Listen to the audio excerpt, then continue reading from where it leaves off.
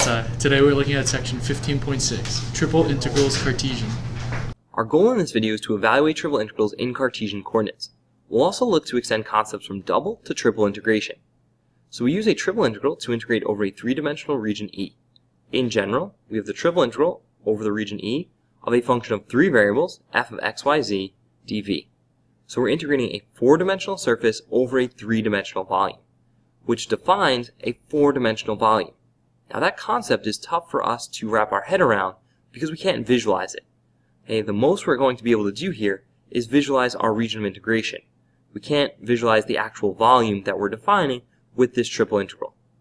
Okay, but with that, since the volume that we're integrating over is defined in the Cartesian coordinate system, dv is going to be some combination of dx, dy, and dz, which means there's 6 possible orders of integration. The way we decide which order to use is by looking at the function that we're integrating in combination with defining the region of integration in the easiest way possible. Right, so let's start with the easiest possible region of integration, which is a rectangular box. So evaluate the triple integral over the region E of 12x y squared z cubed dv, where E is the rectangular box bound on x from -1 to 2, on y from 0 to 3, and on z from 0 to 2. The reason this is the easiest is because all our bounds of integration are constants. We can choose whatever order of integration we want. Looking at the function, there's no advantage integrating with respect to one variable over another. So we'll set up this triple integral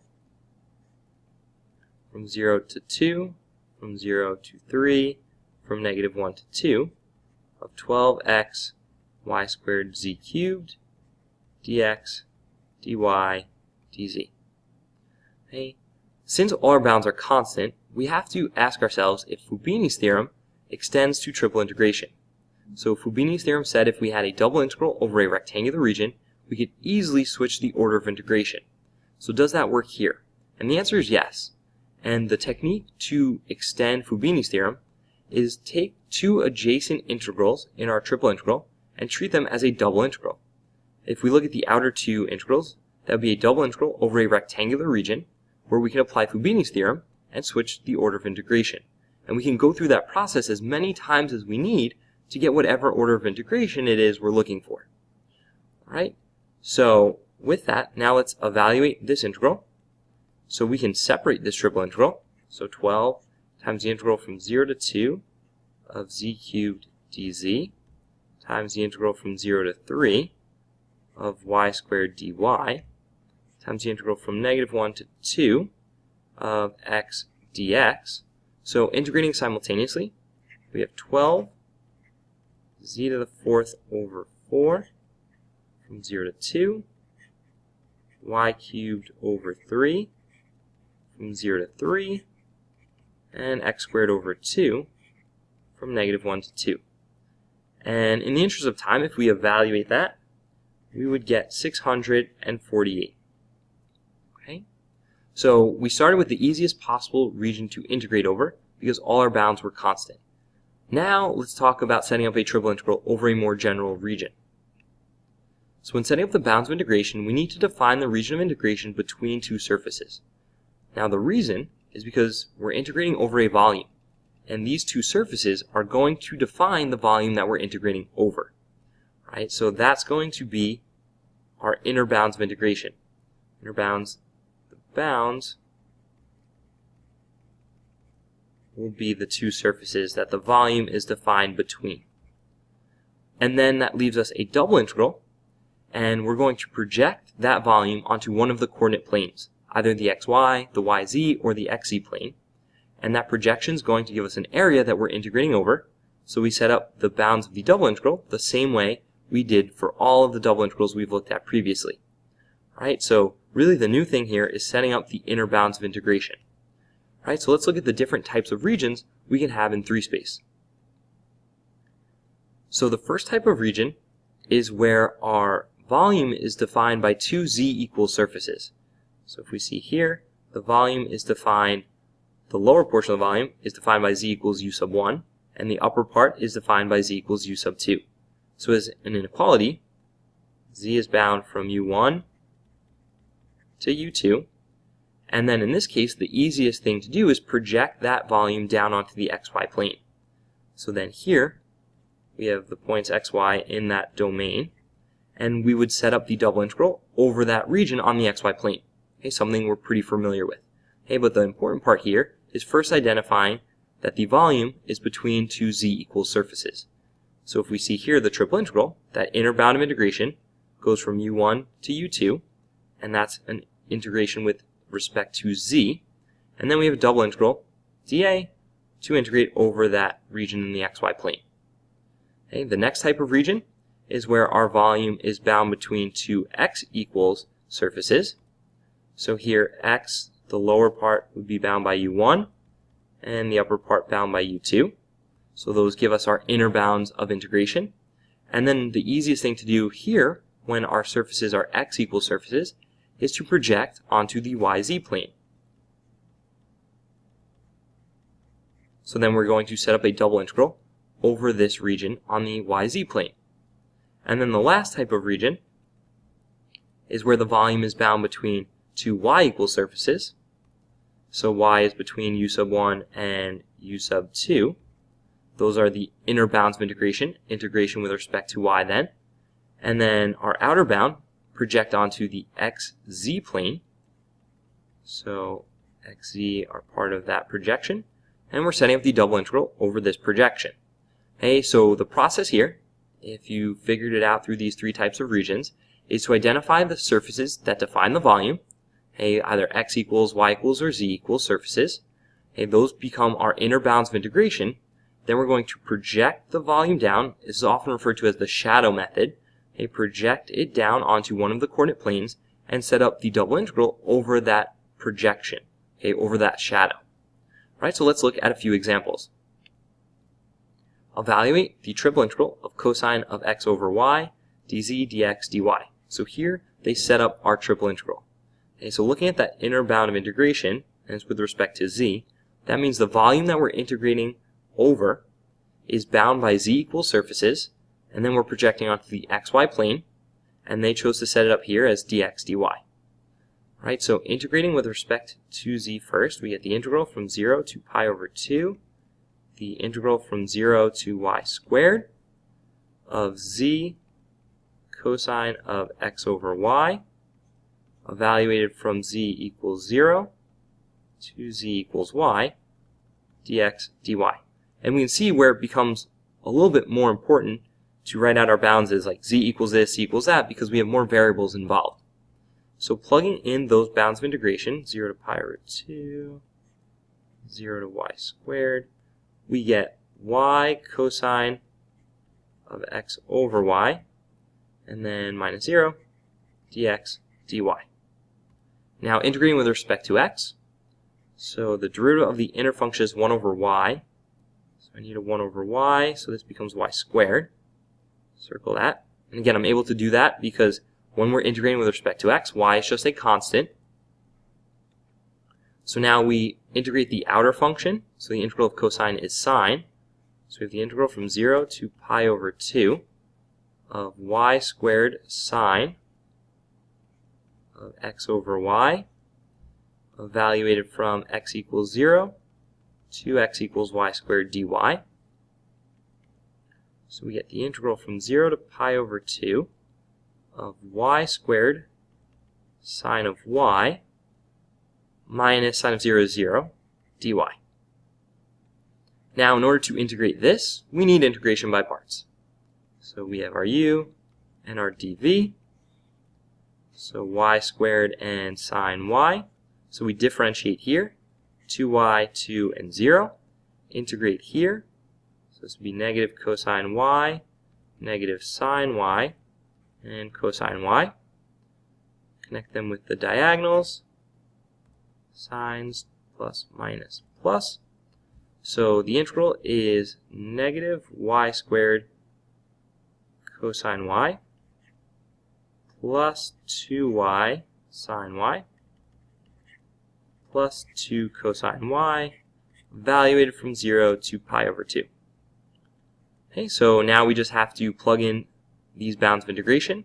So cosine pi over 2 is 0, and then here we have pi times sine of pi over 2, so that's just pi. Cosine pi over 2 is still 0. Then plugging in 0, we get 0. 0, and 2, so pi minus 2, is the value of this triple integral. Okay? Now let's look at an example where we have to create the bounds of integration. So evaluate the triple integral over the region E of z dv, where E is the solid tetrahedron bounded by the first octant and the plane x plus y plus z equals 1. So in this case, we can actually draw out the volume in 3 space. It doesn't always happen, but since we can do that here, so drawing this plane, we use the intercepts, so 1, 1, and 1, and we connect them. So there's the volume that we're integrating over.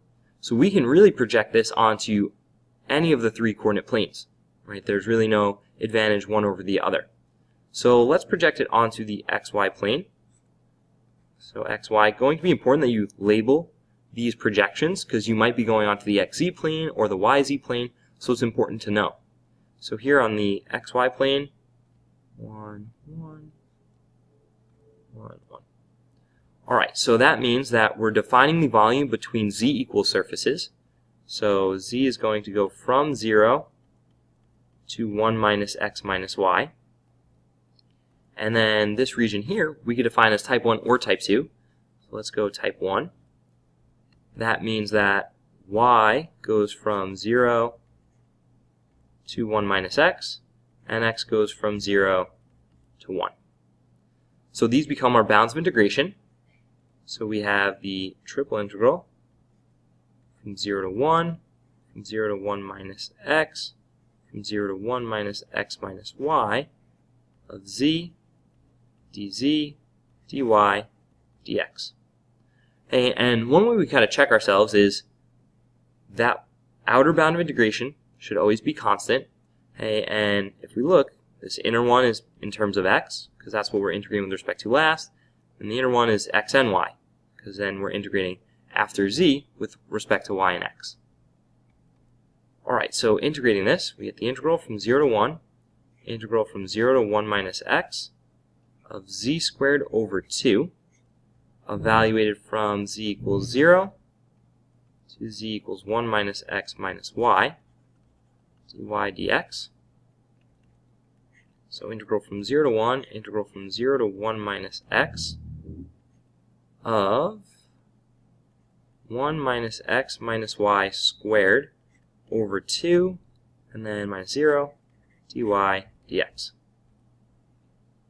Okay, so we don't want to expand this out. We can integrate as it is. So the derivative with respect to y is negative 1. So we need a negative and a negative. Circle that. So integrating the outer function, which is raising it to the second power, we get the integral from 0 to 1 of 1 minus x minus y to the third, so then over negative 6, evaluated from y equals 0 to y equals 1 minus x dx. So we get the integral from 0 to 1. Well, if we plug in 1 minus x, we just get 0.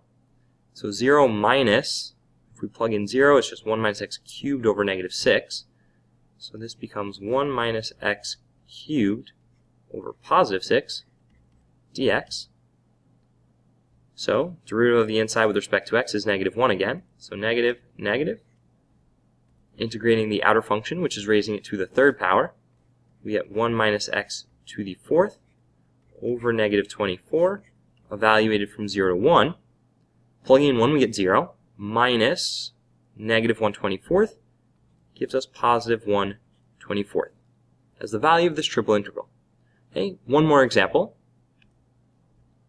Evaluate the triple integral over the region E of x cubed y squared z dv, where E is bounded by the surfaces x equals yz, y equals z, y equals 1, and x equals 0.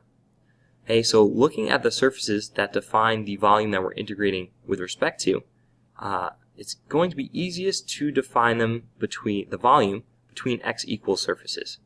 So we can say x is bound from 0 to yz. So that means our projection then is going to be on the yz plane. YZ plane. So if we want to get an idea of what the region that's projected down is, well, y equals z, y equals 1, And we need one other curve to define the region on the YZ plane. Well, since we have two surfaces that define our volume that we're integrating with respect to, their intersection could possibly give us another curve that would define the region that we projected onto the YZ plane. So the intersection here, that would be YZ equals 0. So it would intersect when Y equals 0 and when Z equals 0. But Y equals 0 is going to be more important to us here, because that's going to define our region of integration, which then we'll define there. So let's see, Z goes from 0 to Y, and Y goes from 0 to 1. So now we can set up our bounds of integration.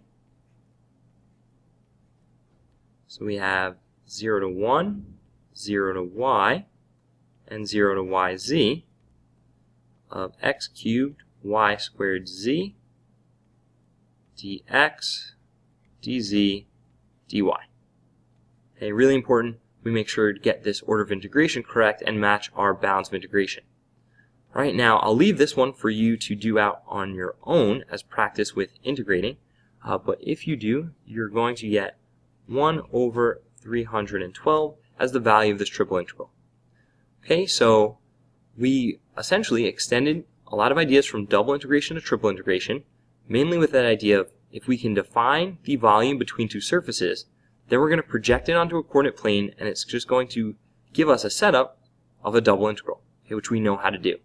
All right, we also talked about extending Fubini's theorem from double to triple integrals as well. So if you have any questions on any of the concepts that we covered, write them down, take the quiz that goes along with the video, and I'll see everyone in class. Enjoy the rest of your day.